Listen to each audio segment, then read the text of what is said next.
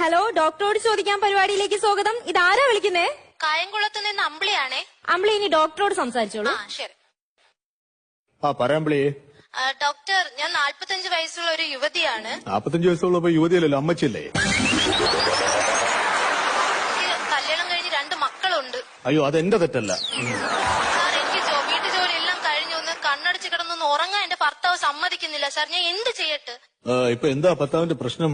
ഒന്നും പറയണ്ട സാർ, ഇതൊക്കെ പുറത്ത് പറഞ്ഞ മാനക്കേടല്ലേ സാർ? മനസ്സ് തുറന്ന് പറയാൻ പറ്റുന്നില്ല എനിക്ക് ആരോടും. പറയൂ അമ്പിളി. എന്റെ ഭർത്താവിന് ഭയങ്കര കൂർക്കം വലിയ സാർ.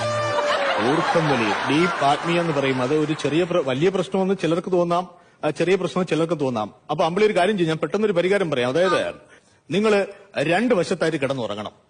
സാർ, നമുക്ക് 2 പേർക്കും കൂടെ കിടക്ക ഒരു റൂമേ ഉള്ളൂ. അപ്പൊ എങ്ങനെയാ സാർ കിടക്കുന്നേ? ഞാൻ അങ്ങനെയല്ല പറഞ്ഞത്. ഒരാൾ കാസർഗോട്ടും ഒരാൾ തിരുവനന്തപുരത്തും.